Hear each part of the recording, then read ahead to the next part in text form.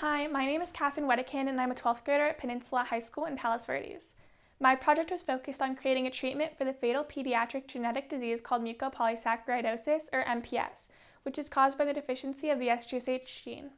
So when this gene is deficient, it leads to muscular dysfunction, speech difficulties, and death. So it's very detrimental, and currently treatments are unable to pass the blood-brain barrier and are ineffective.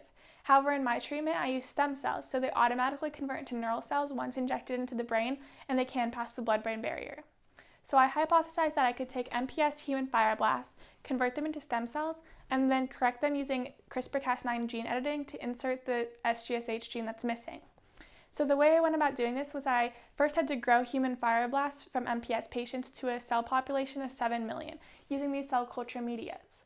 And then I performed a nucleofection with these 5 transcription factors, which allows them to enter the shocked cell through the nucleofection and reprogram them into stem cells.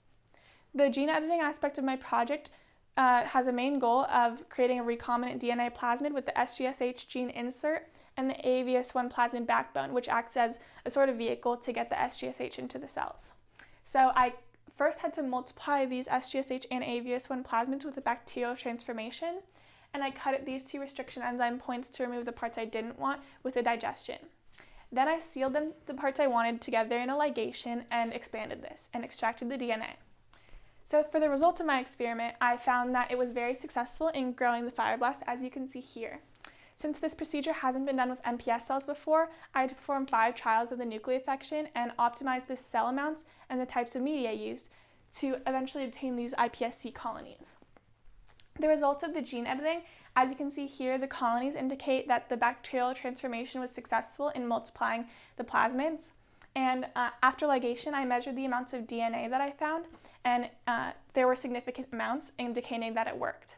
So to verify that it worked, I did a verification digestion, and as you can see here, this control band with an AAVS1 plasmid backbone and this second band with an SGSH insert indicates that it did work. And it was most successful in the SGSH1 isoform in a 2-to-1 ratio of SGSH to AAVS1 backbone.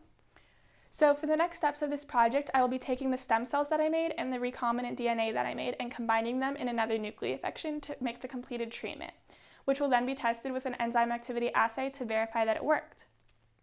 So the future implications of this project are extremely huge because not only does it have the potential to work on MPS patients, but this similar technique could be used on patients with a wide variety of genetic diseases like hemophilia and sickle cell anemia. Thank you so much for listening.